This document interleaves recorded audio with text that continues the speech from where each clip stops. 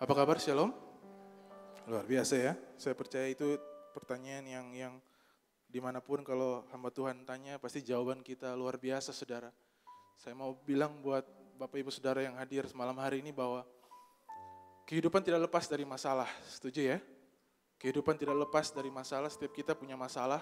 Bahkan kadang ada yang sedikit lebay, dia menganggap masalahnya lebih besar dari masalah orang lain, saudara. Ya karena semua kita punya masalah. Tapi kami terus berdoa, hamba Tuhan kami berdoa bahwa semoga tahun ini tahun penyertaan Tuhan. Dalam masalah kita lihat penyertaan Tuhan, amin. Dalam kelemahanlah kuasa Tuhan menjadi sempurna, amin. Izinkan Tuhan bekerja dalam kehidupan kita lewat setiap masalah yang kita hadapi, saudara. Kan itu jadi pengalaman. Ibu Gembala selalu bilang bahwa yuk kita naik level dari sekedar pengetahuan, jadi pengalaman, saudara. Karena itu yang membuat kehidupan kita bertahan dalam Tuhan, amin. Malam hari ini saya bersyukur saya diberikan kepercayaan lagi, saudara, untuk sharing di depan orang-orang yang luar biasa. Sebagai orang muda saya bersyukur sekali atas kepercayaan yang gereja berikan. Kita akan memperingati kematian dan kebangkitan Kristus bulan ini, saudara ya, beberapa minggu lagi ke depan. Jadi saya akan bahas seputar konsep penebusan, saudara. Kita buka sama-sama di 1 Petrus 1 ayat 18 sampai 19. Tujuan penebusan secara langsung buat kehidupan kita itu menjadi konsep perenungan kita malam hari ini, saudara. 1 Petrus 1 ayat 18 sampai 19. Ya, LCD sudah ada. Kita baca dengan suara nyaring 1, 2, 3. Sebab kamu tahu bahwa kamu telah ditebus dari cara hidupmu yang sia-sia, yang kamu warisi dari nenek moyangmu itu, bukan dengan barang yang fana, bukan pula dengan perak atau emas, melainkan dengan darah yang mahal, yaitu darah Kristus, yang sama seperti darah anak domba yang tak bernoda dan tak bercacat. Saya mau bawa kita mengerti dulu pertama-tama, saudara, bahwa kita semua tahu tentang konsep penebusan. Kristus datang dan menebus setiap kita dari kuasa dosa, dari kutuk hukum Taurat, dari kebinasaan. Memberikan kita satu hidup yang baru, saudara.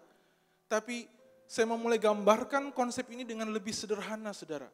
Bahwa kalau kita pakai kata penebusan, berarti ada suatu tindakan yang mengakibatkan ada keadaan before dan keadaan after, saudara. Ya, contoh perbudakan budak, saudara ya, pada zaman dahulu tentang budak. Keadaan before-nya dia adalah dia sebagai budak, terikat, tidak punya hak untuk dirinya sendiri. Kemudian kalau dia ditebus, dia dibayar, dia akan dipindahkan ke keadaan after, di mana kalau dia ditebus untuk dibebaskan, maka dia punya hak sekarang untuk dirinya sendiri.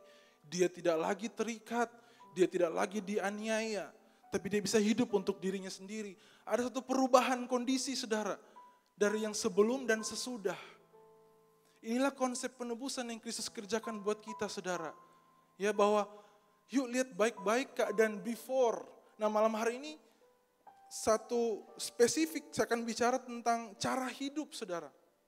Karena 1 Petrus 1 ayat 18 berkata, kamu ditebus dari, berarti menandakan keadaan yang before, saudara, sebelum. Kamu ditebus dari cara hidupmu yang sia-sia. Nah, dengar baik, kalau Tuhan bicara tentang keadaan before yang sia-sia, cara hidup kita yang sia-sia, berarti tujuan penebusan Tuhan adalah Tuhan mau pindahkan kita dari cara hidup yang sia-sia ke cara hidup yang Tuhan mau, saudara. Amin. Oke, judul khotbah saya malam hari ini adalah A Better Lifestyle. Cara hidup yang lebih baik, saudara.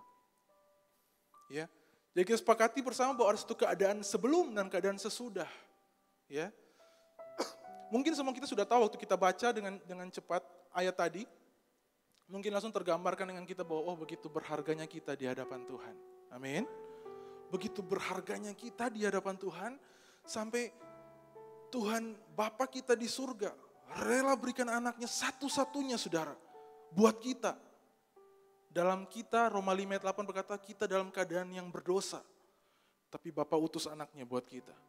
Kita kemudian mengerti prinsip ini bahwa kita berharga di hadapan Tuhan. Jangan satupun sini yang masih terintimidasi bahwa engkau tidak berharga di hadapan Tuhan, saudara. No, kau berharga di hadapan Tuhan. Lihat samping kiri kananmu, engkau berharga di hadapan Tuhan. Tapi dengar baik saudara, dengar baik. Bukan hanya siapa dirimu yang berharga di hadapan Tuhan. Yesaya 43:4 berkata, oleh karena engkau berharga di mataku dan mulia, aku ini mengasihi engkau, maka aku berikan manusia sebagai gantimu, dan bangsa-bangsa sebagai ganti nyawamu. Itu konsep berharganya siapa kita di hadapan Tuhan, saudara. Tapi dengar baik, bukan hanya sampai di situ, saudara. Saya mau bawa konsep berpikir kita di awal ini adalah, ini jadi landasan buat kita bahwa bukan hanya siapa kita yang berharga, saudara. Tidak sampai di situ. Saya mau bilang malam hari ini bahwa kehidupanmu, bagaimana caramu engkau hidup, itu pun berharga di hadapan Tuhan. Makanya 1 Petrus 1 ayat 18, sebelum Tuhan menebus, Tuhan memperhatikan dengan seksama bagaimana cara kita hidup. Jadi cara engkau hidup dipertimbangkan Tuhan, diperhatikan Tuhan. Makanya karya penebusan terjadi mengangkat kita dari cara hidup yang sia-sia. Berarti cara kita hidup itu diperhatikan oleh Tuhan, saudara. Kita harus setuju ini dulu di awal karena pembicaraan saya selama 30-40 menit ke depan akan seputar sini, saudara. Tentang cara kita hidup. Bukan hanya siapa kita yang berharga di hadapan Tuhan, tapi kehidupan kita. Nah ini seringkali bertabrakan, saudara. Kita sudah mengerti, kita sudah paham bahwa ya saya berharga di mata Tuhan. Tapi waktu kita lihat kehidupan kita yang berantakan, yang punya masalah, kita mulai kemudian meragukan. Jangan-jangan saya tidak berharga di hadapan Tuhan. Kok kehidupan saya seperti ini? Kita kemudian mulai memisahkan. Mungkin hanya pribadi saya yang berharga di mata Tuhan, mungkin kehidupan tidak. Dengar baik malam hari ini. Perhatian Tuhan tertuju kepada caramu engkau hidup, cara engkau hidup. Makanya kehidupanmu juga berharga di hadapan Tuhan. Amin. Makanya gini saudara, kalau kehidupan kita, cara kita hidup diperhatikan oleh Tuhan, maka sangat kurang ajar saudara, keterlaluan kalau kita sendiri tidak perhatikan cara kita hidup. Saya ulang sekali lagi saudara, kalau cara kita hidup, dalam 1 Petrus 1 ayat 18 berkata Tuhan menebus kita dari cara hidup yang sia-sia. Bahkan Tuhan tahu asal usulnya saudara, yang kita wariskan dari nenek moyang. Tuhan lihat dengan baik, Tuhan cari tahu dengan baik. Tuhan memperhatikan dengan seksama. Maka sangat keterlaluan kalau kita yang sudah ditebus, pelaku, subjek penebusan itu, tidak memperhatikan apa yang Tuhan perhatikan, saudara. Amin. Makanya malam hari ini, yuk mulai perhatikan kehidupan kita. Karena itu diperhatikan oleh Tuhan. Tujuan penebusan sekali lagi bahwa mengangkat dari sebelum ke sesudah. Kalau sebelum berbicara kehidupan yang sia-sia, maka Tuhan angkat kita dari situ, pindahkan ke tempat supaya kehidupan kita tidak sia-sia, saudara. Amin. Satu kehidupan yang lebih baik. Alkitab berkata Tuhan berikan kita kehidupan yang berlimpah. Kita hidup dalam kelimpahan, itu kehidupan kita saudara. Makanya bagaimana caranya kita harus hidup meresponi penebusan itu saudara. Itu akan menjadi topik pembicaraan kita malam hari ini. Saya tahu bahwa semua kita punya cara hidup yang berbeda-beda. Ya. Tergantung rutinitas kita, tergantung tanggung jawab kita, siapa kita di dunia ini, kita punya cara hidup yang berbeda-beda. Manusia menggolongkan itu dalam kata lifestyle, gaya hidup. Nah, jangan terperangkap dengan satu jebakan yang membuat kita jadi saling menghakimi saudara. Ngana bicara hidup itu enggak bagus. Ngana bicara hidup enggak bagus. Kita pakai pendapat subjektifnya kita. No, itu bukan maunya Tuhan. Maunya Tuhan adalah sesuaikan cara hidupmu dengan apa kata Tuhan. Amin, saudara. Itu patokan yang paling baik, saudara. Bukan apa kata saya, karena apa kata saya belum tentu itu sependapat dengan orang lain. Ya, saya tidak suka rambut yang terlalu panjang. Ada yang bilang, oh saya suka rambut panjang. Saya tidak suka ngana pakai celana jeans. Oh enggak, saya lebih suka ngana pakai jeans waktu melayani. Jadi pendapat kita subjektif. Makanya jangan buru-buru menghakimi, saudara. Amin. Dasarkan segala sesuatu patokannya ada di Alkitab firman Tuhan. Firman Tuhan jadi guidelines, patokan buat kita. Nah malam hari ini, bagaimana harus kita hidup? Saya punya 3 poin buat kita saudara. Ya karena setiap kita pasti berbeda-beda, karena kalau kita punya cara hidup yang sama, maka sudah pasti kita adalah robot. Yang semuanya sama, serba sama. Tapi puji Tuhan kita bukan robot, kita adalah ciptaan Tuhan yang luar biasa saudara. Setiap kita berbeda, setiap kita unik di hadapan Tuhan. Makanya jangan terintimidasi dengan keunikanmu. Tapi jangan juga keras kepala saudara. Kalau kita sudah tahu cara hidup kita salah, jangan ngotot. Berubahlah. Amin. Bagaimana caranya harus kita hidup saudara? Bagaimana harusnya kita hidup? Yang pertama, poin pertama. Hiduplah sesuai tujuan dan fungsi kita. Poin pertama adalah, hiduplah sesuai tujuan dan fungsi kita. 1 Petrus 1 ayat 18 berkata, kamu sudah ditebus dari cara hidupmu yang sia-sia. Kata sia-sia dalam bahasa aslinya pakai kata mataios, yang artinya saudara, no purpose, unproductive, profitless. Itu kata mataios saudara, bisa search, bisa google. Kata sia-sia dipakai dalam ayat tersebut, bahasa aslinya mataios, yang artinya unproductive, profitless, no purpose, tidak ada tujuan, tidak produktif, tidak menguntungkan. Nah ini konsep keadaan sebelum saudara. Makanya ada keadaan sesudah, karena penebusan terjadi untuk itu. Mengangkat kita dari sebelum ke keadaan yang sesudah. Tuhan mau kehidupan kita, harusnya kita mendatangkan keuntungan saudara. Harusnya kita punya tujuan dalam kehidupan ini. Harusnya kehidupan kita produktif saudara. Amin. Makanya bagaimana harusnya kita hidup? Yang pertama, hiduplah sesuai tujuan dan fungsi kita. Matius 5 ayat 13. Matius 5 ayat 13, ini fungsi saudara buat kita semua. Ini fungsi kita hidup. Matius 5 ayat 13, kamu adalah garam dunia.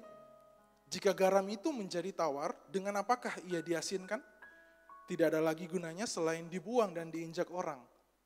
Sudah dengar ayat itu berulang-ulang ya. Tapi saya punya terjemahan yang lain saudara. Alkitab terjemahan sederhana Indonesia. Saya diberkati sekali waktu tahu tentang terjemahan ini saudara. Multimedia boleh bantu? Ini agak panjang, sudah bayangkan satu ayat yang sama di Alkitab terjemahan sederhana Indonesia jadi begini panjang saudara. Ya, kita baca sama-sama dengan suara yang nyaring saudara. 1, 2, 3. Hendaklah pengaruh baik dari setiap kita terasa dalam dunia ini. Percuma saja seorang mengatakan dirinya pengikutku kalau dia sama sekali tidak mempengaruhi dunia ini. Pengaruh kalian digambarkan seperti garam. Waktu memasak, setiap orang senang mencampur sedikit garam ke dalam masakannya. Biarpun garam seperti pasir, kita tidak mau mencampur pasir ke dalam makanan. Kalau pasir itu hanya berguna untuk dibuang keluar dan diinjak-injak orang. Dengar baik saudara, tujuan kita ada di dunia ini. Tujuan kehidupanmu ditebus oleh Tuhan. Supaya engkau membawa pengaruh dalam dunia ini saudara. Amin. Ini tujuan kehidupan kita. Kalau tadi kata sia-sia berkata tidak punya tujuan, no purpose. Sekarang kehidupan kita harusnya punya tujuan. Nah apa tujuanmu? Tujuan kita adalah kita harusnya menjadi pengaruh. Membawa pengaruh saudara. Dan di kalimat pertama dikatakan hendaklah pengaruh baik. Yuk refleksikan lagi kehidupan kita malam hari ini. Apakah kehidupanmu hari ini sudah bawa pengaruh yang baik atau belum? Karena kalau belum itu patokannya saudara. Cara hidupmu boleh apa saja.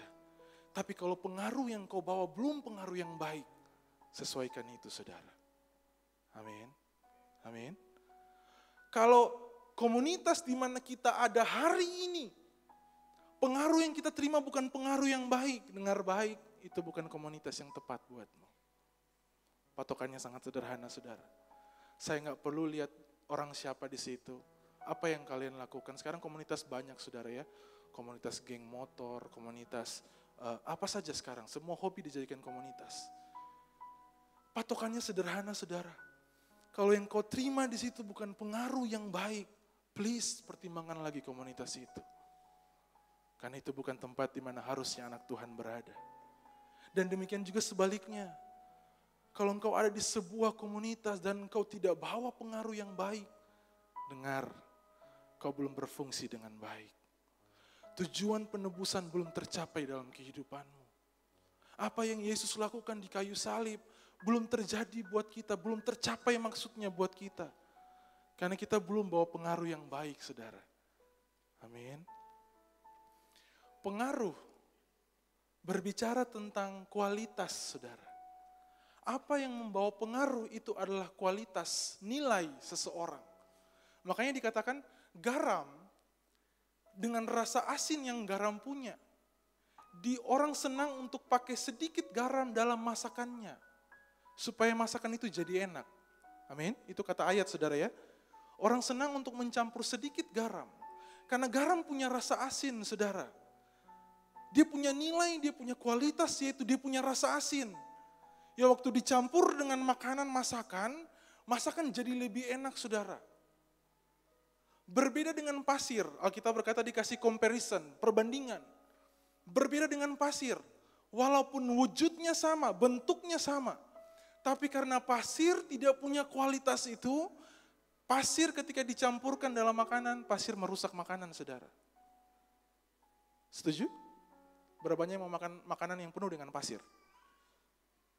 Tidak ada, saudara. Ya, kita mau makanan kita bebas dari pasir. Jangan ada pasir di antara kita ya. Kita makanan mau, kalau ada garam, jadi enak. Yang hambar jadi enak. Dengar baik, saudara. Kalau kehidupanmu hari ini tidak punya nilai, tidak punya kualitas, kehidupanmu hanya akan merusak kehidupan orang lain. To be fair, teman-teman. Saudara, to be fair dengan kalian. Kalau kehidupan kita punya kualitas, kita akan bawa pengaruh yang baik. Kita akan menjadi enak. Dimanapun kita ada, kita membawa rasa enak itu. Orang suka dengan kita. Tapi di saat kehidupan kita tidak punya nilai, seperti pasir yang merusak makanan, kehidupan kita pun akan merusak kehidupan orang lain. Dan dengar baik ini, saudara. Untuk merusak kehidupan seseorang sangatlah gampang. Tidak perlu pengetahuan yang lebih, saudara, untuk merusak. Coba mulai bayangkan sebuah gedung, saudara, rumah misalkan. Kalau dia punya sengketa dia tinggal mungkin di tanahnya orang, kemudian terjadi sengketa, rumahnya mau dihancurkan, sangat gampang, saudara. Bawa alat berat, hancur. Dalam sekejap mata, rumah yang berdiri bisa tinggi sekalipun, rata dalam sekejap. Untuk menghancurkan sesuatu sangat gampang. Tapi untuk membangun sesuatu, orang harus kuliah dulu teknik sipil. Orang harus punya pengalaman dalam membangun. Dia harus kalkulasi bagaimana fondasinya. Dia harus kalkulasi materialnya. Dia harus membangun dengan baik. Libatkan banyak orang, tim harus datang supaya bangun sebuah bangunan. Untuk membangun tidak gampang, saudara. Makanya untuk punya kehidupan yang punya nilai, sehingga kehidupanmu bisa membangun, itu tidak gampang, saudara. Pasir gampang ditemukan di jalan-jalan. Pasir gampang dapatkan di mana-mana. Pasir dibiarkan diinjak-injak, saudara ya. Kita lewat, saya injak pasir. Pergi ke pantai, injak pasir. Buang sampah di atas pasir, nggak apa-apa. Ya, kita buang kotoran di atas pasir, nggak apa-apa. Karena pasir memang di bawah, tempatnya di bawah. Tapi di mana kita temukan garam? Garam terbungkus rapi dalam kemasan. Kita harus pergi membelinya. Kita harus mencarinya. Mau garam yang kualitas bagus, kita harus membelinya dengan harga yang mahal. Dan tadi saya search cara membuat garam, saudara. Cara pembuatan garam ternyata tidak mudah, saudara. Dari air laut diambil, ditampung dalam sebuah kolam yang kecil. Diadakan penguapan berkali-kali. Nah ternyata titik didih air laut dan kristal garam berbeda. Ketika pakai sinar matahari, cahaya matahari, dia dipanaskan, air akan lebih dahulu menguap. Tersisa kristal garam. Dikumpulkan, dibersihkan, dijemur, dapatlah garam-garam yang enak. Garam yang kita pakai, saudara. Makanya kehidupanmu hari ini, kalau alami masalah, alami proses, jangan mengeluh, saudara. Karena kita sementara disiapkan supaya kita punya kualitas itu. Amin. Kalau hari ini kita lagi alami masalah, alami proses yang Tuhan izinkan terjadi, jangan cepat-cepat menyerah, saudara. Ambil itu karena Tuhan sementara taruh kualitas itu dalam kehidupanmu. Bagaimana seseorang bisa bilang bahwa dia adalah orang yang sabar, kalau dia belum pernah mengalami satu keadaan di mana dia diharuskan untuk sabar? Bagaimana seorang bisa dibilang bahwa dia orang yang jujur, orang yang setia, kalau dia tidak pernah diperhadapkan dengan situasi kondisi dia harus jujur, situasi kondisi dia harus setia. Justru dalam keadaan-keadaan seperti itu, dia dapatkan nilai itu, saudara. Amin. Dia dapatkan nilai itu. Mau kehidupanmu punya nilai? Ambil prosesnya itu, saudara. Ambil proses itu. Memang tidak mudah. Saya hamba Tuhan pun tetap bilang bahwa itu tidak mudah. Waktu alami masalah dalam kehidupan tidak mudah. Daging kita akan berteriak untuk kita menyerah. Daging kita berteriak untuk kita mengaku kalah, pasrah dengan keadaan. Tapi bukan itu yang Tuhan mau dalam kehidupan kita. Tuhan mau anak-anaknya punya kehidupan yang berkualitas. Makanya waktu dalam masalah, ingatlah bahwa kemuliaan yang Tuhan sediakan jauh lebih besar dari penderitaan yang kita alami hari ini. Amin. Itu yang buat kita terus berjalan bersama Tuhan, saudara. Amin. Yuk dapatkan terus nilai-nilai yang Tuhan mau. Dan kemudian ayat tadi bilang gini, saudara. Percuma seseorang mengatakan dirinya pengikutku, kalau dia sama sekali tidak mempengaruhi dunia ini. Dengar baik, pengaruh kita bukan berdasarkan perkataan kita, saudara. Bukan. Percuma kita mengatakan kita pengikut Tuhan, Alkitab berkata kalau kita tidak pengaruhi dunia ini. Dengan kata lain, percuma kita katakan nilai kita di perkataan kita. Kalau itu bukan perbuatan kita, saudara. Amin. Saya suka nonton satu TV show Korea, Running Man. Ada yang suka? Oh, tidak ada yang mengaku ya. Di beberapa episode terakhir mereka interview, saudara, ada kuesioner. Kemudian ditanya, apa kelebihanmu, apa kelemahanmu? Salah satu personil bilang bahwa dia orang yang baik, dia orang yang setia. Kemudian di akhir dia bilang bahwa dia tidak cepat marah. Teman-temannya langsung kaget. Dan bahkan sepanjang episode itu dia dibully, saudara. Karena mereka tahu dia sebenarnya adalah dia sangat cepat marah. Makanya saya bilang bahwa kita tidak bisa bilang dengan perkataan kita ini siapa. No. Nilaimu dibuktikan dengan kehidupanmu. Nilaimu dibuktikan dengan perbuatanmu. Nilaimu dibuktikan dengan responmu. Amin. Makanya responlah yang baik, saudara. Terus belajar untuk berikan respon yang terbaik. Karena pengaruhmu ditentukan dari apa yang kau lakukan, bukan perkataanmu. Kita ikut Tuhan tidak cukup di perkataan kita, saudara. Kita ikut Tuhan harus dengan perbuatan kita. Makanya Alkitab berkata, sehingga orang lain lihat perbuatanmu yang baik dan memuliakan Bapa di surga. Amin. Amin. Demikianlah terangmu bercahaya. Sehingga orang lain melihat perbuatanmu yang baik. Dunia di mana kita ada akhir-akhir ini, di keluarga kita, di komunitas pekerjaan kita, di tempat kita studi, mereka menantikan bukti-bukti yang kita tunjukkan buat mereka. Mereka tidak butuh pengetahuan, saudara. Mereka butuh bukti.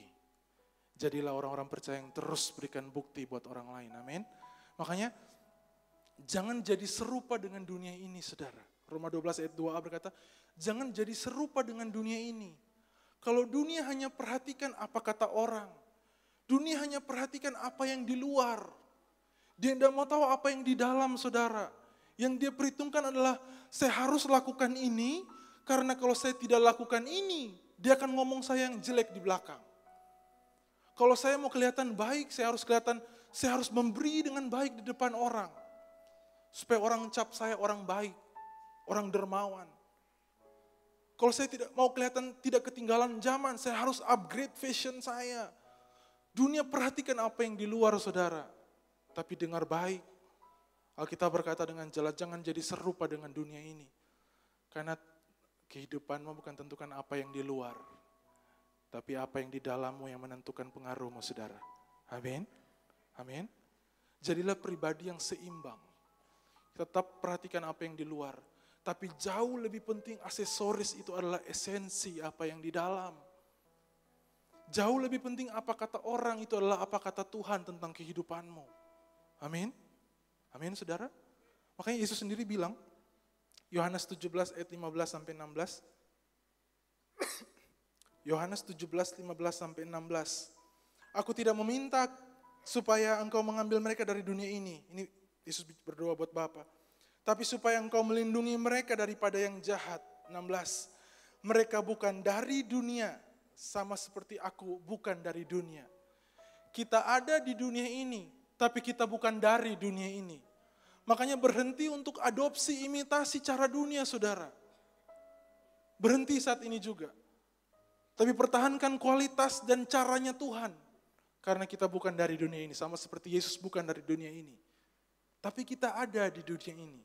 Makanya Matius 10 ayat 16 menarik, saudara. Matius 10 ayat 16. Lihat, aku mengutus kamu seperti domba ke tengah-tengah ayam.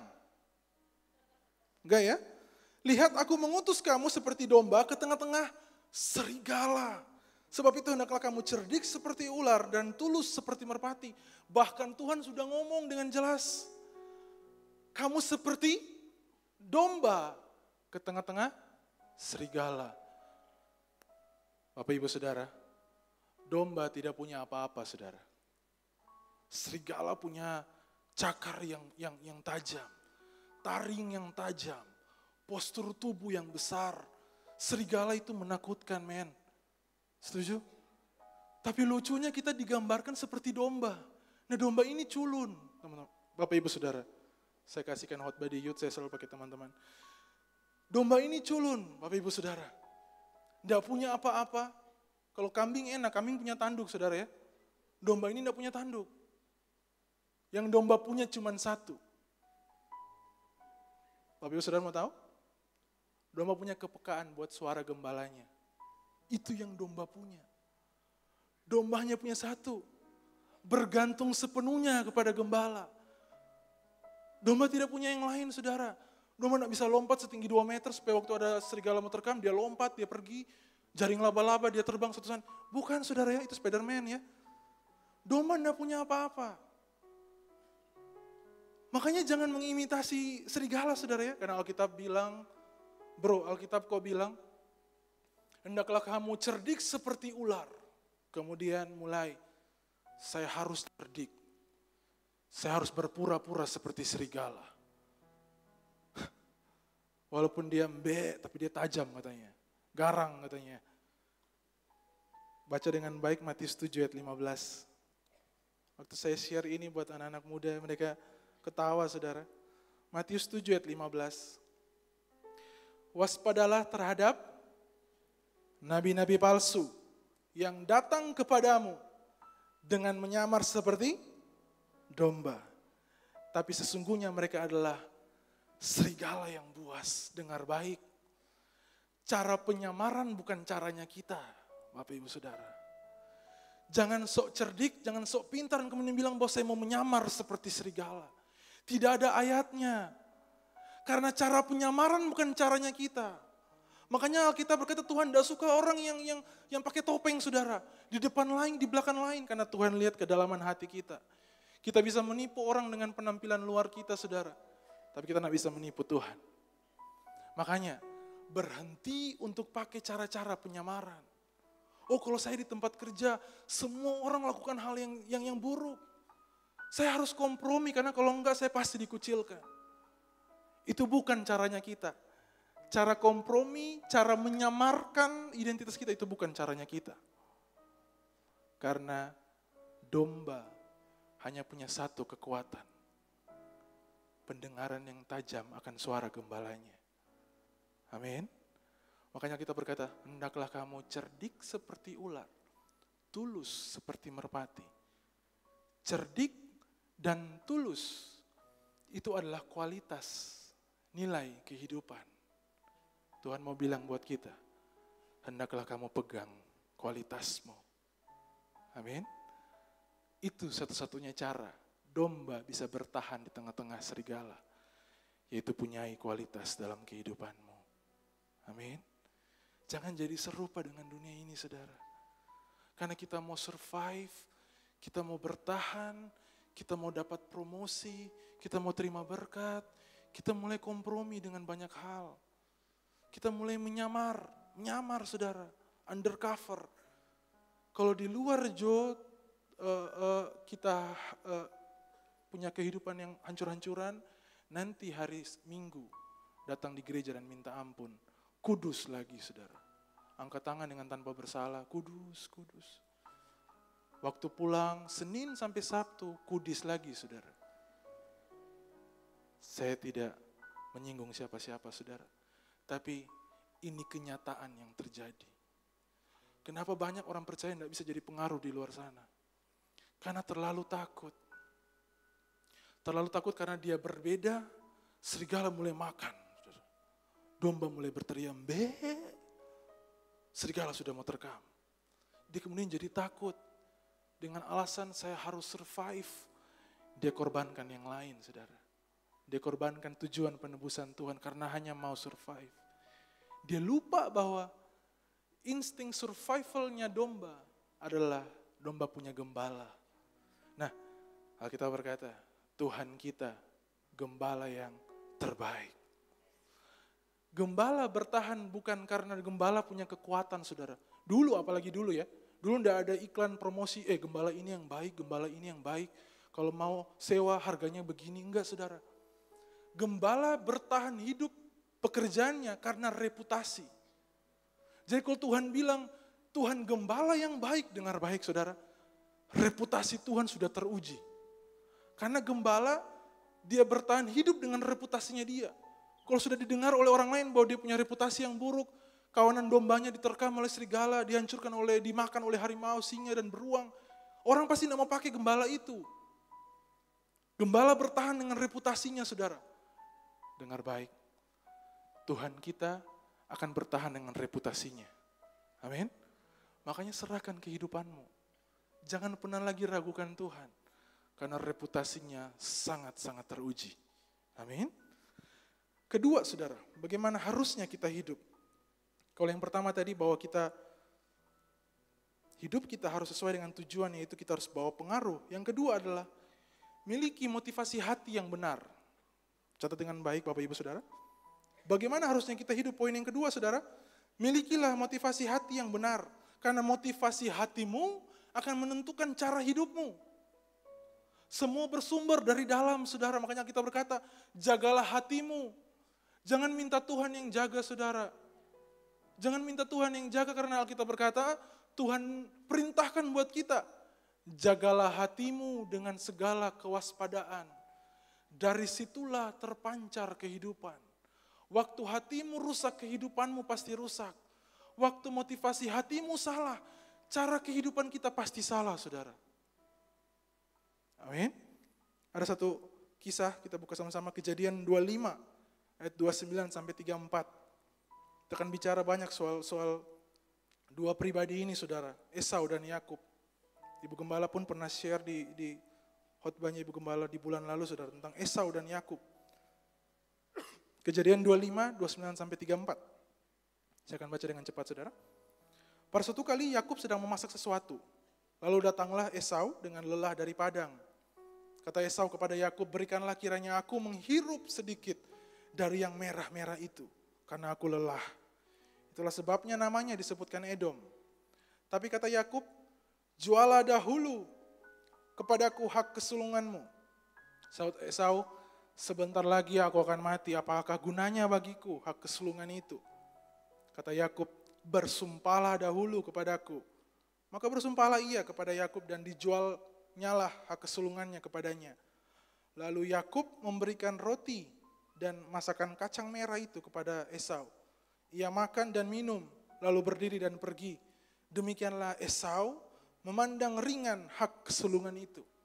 Saya mau jelaskan dulu tentang hak kesulungan, saudara. Di zaman Timur Tengah, bahkan bangsa Israel waktu itu, mereka memandang penting hak kesulungan.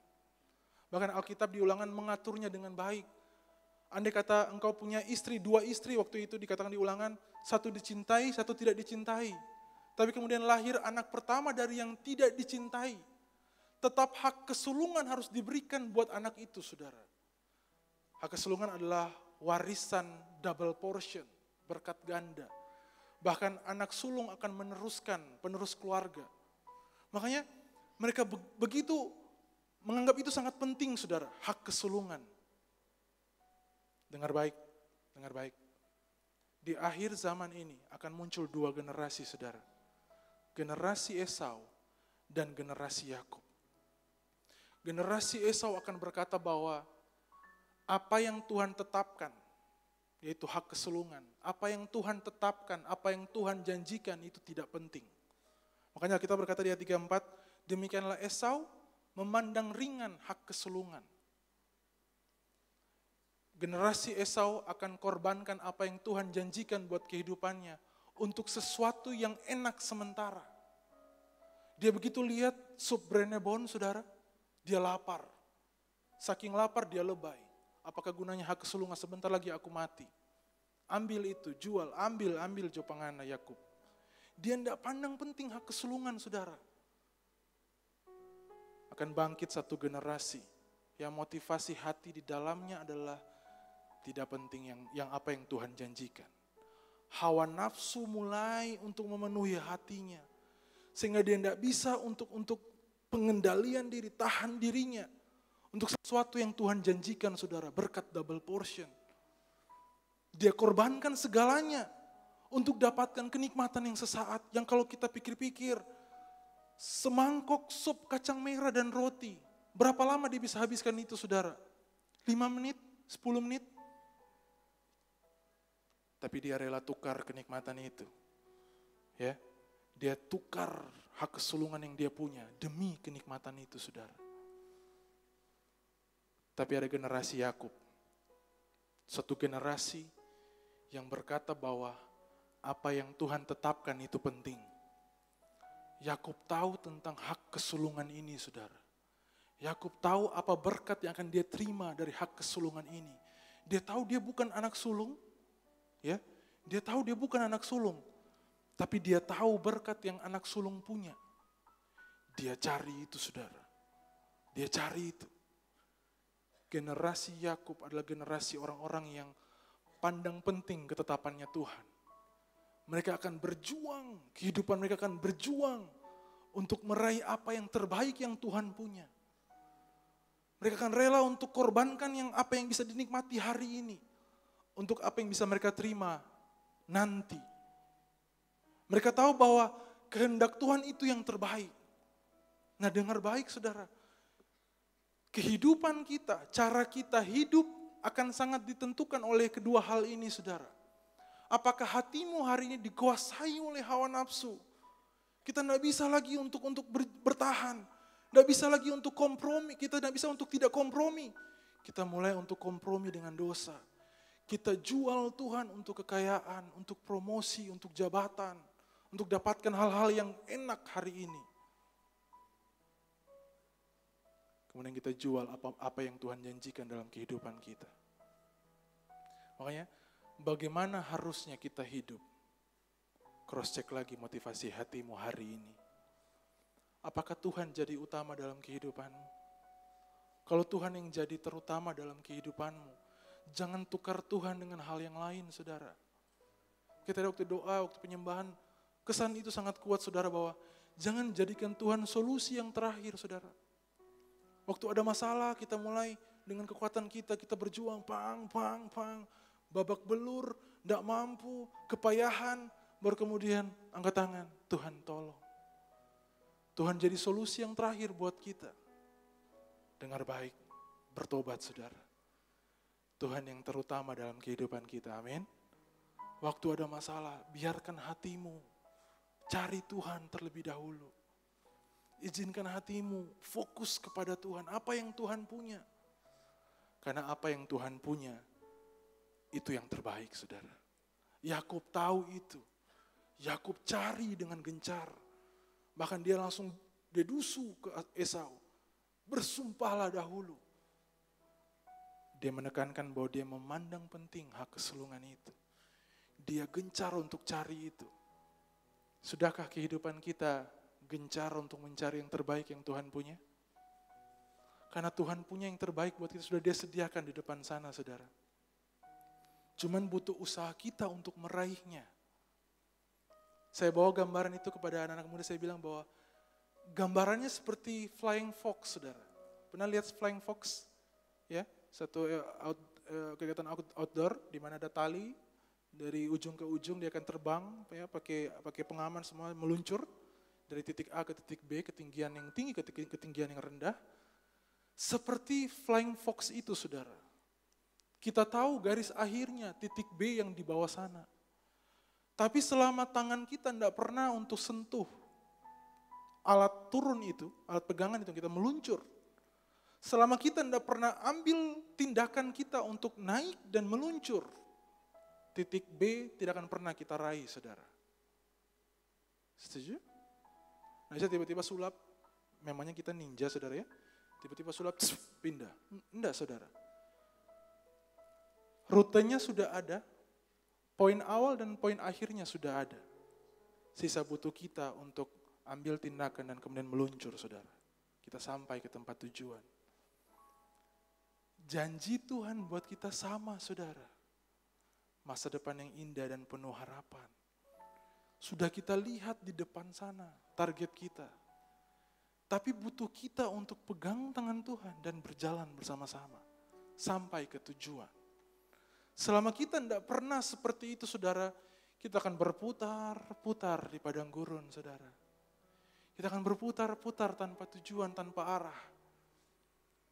Karena yang tahu arah hanya satu, yaitu si pembuat rute, saudara. Amin. Hanya si pembuat rute.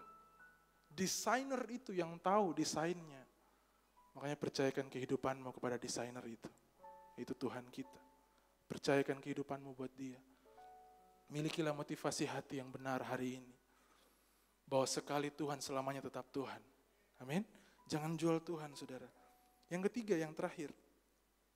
Yang pertama, hiduplah dengan tujuan dan fungsi kita.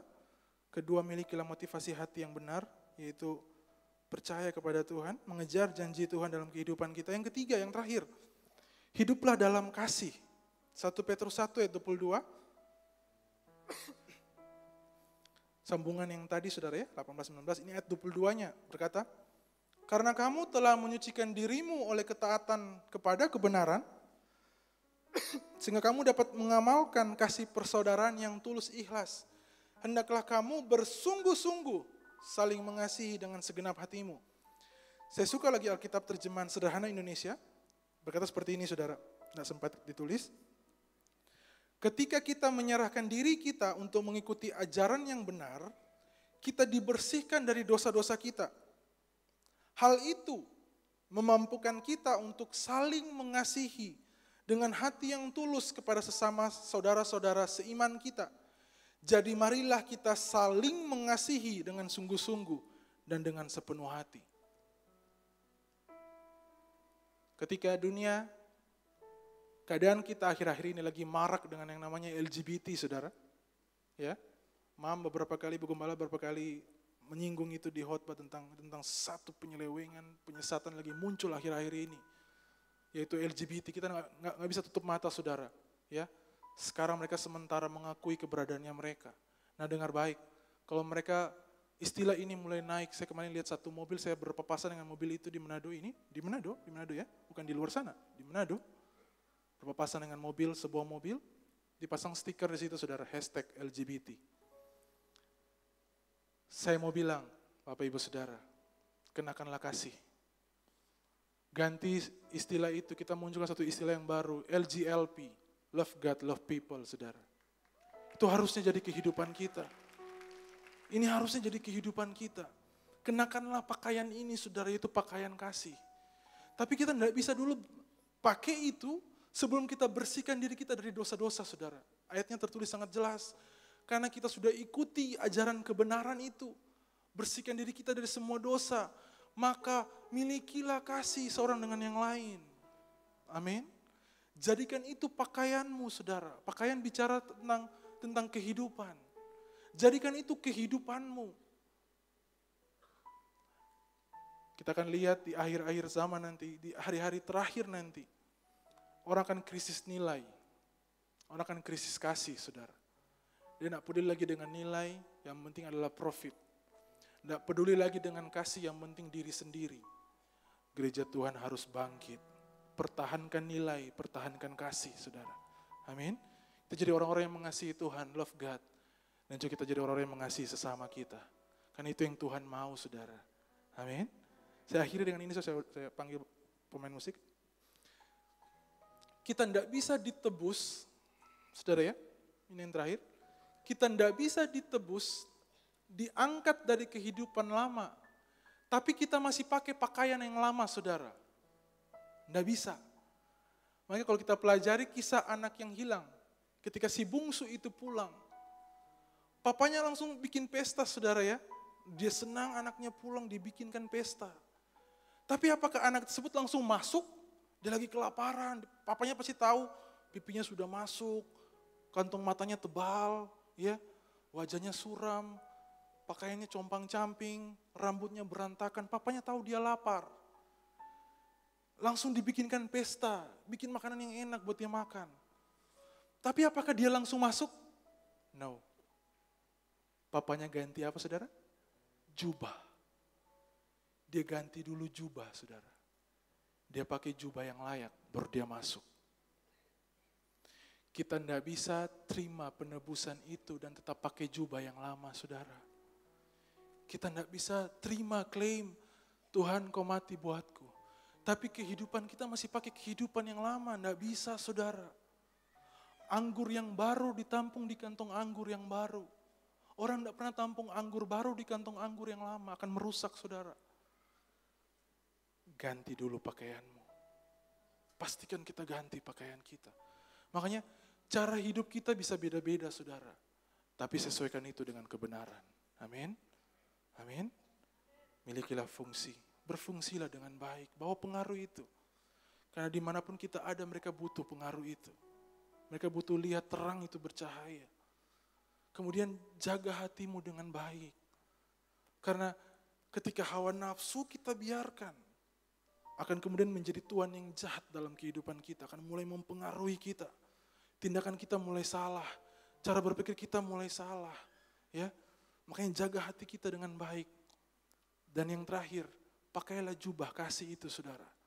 Karena orang akan tuntut itu, orang akan cari itu, ya. Kasih akan menjadi dingin, kata firman Tuhan. Makanya gereja Tuhan harus bangkit. Jadi orang-orang yang buktikan kasihnya Tuhan melalui mengasihi sesama kita. Buka matamu, buka mata kita semua, saudara. Ada begitu banyak orang yang memerlukan kasih Tuhan. Cuman kadang kita fokus buat diri kita sendiri. Apa yang enak buat saya? Apa yang menguntungkan buat saya? Ubah cara berpikir itu, saudara. Mulai hari ini, apa yang enak buat dia terima dari Tuhan. Ketika di tempat kerja, di rumah, ada orang-orang yang cari kasihnya Tuhan. Maukah kita jadi orang-orang yang bawa kasih itu? Karena Tuhan butuh kita semua, saudara. Amin. Kenakanlah kasih itu. Love God, love people. Supaya Tuhan yang ditinggikan. Tujuan penebusan itu tercapai, saudara. Amin. Tujuan penebusan itu tercapai, saudara. Cara hidup yang sia-sia berganti cara hidup yang membawa pengaruh di dunia ini. Tuhan Yesus memberkati kita semua.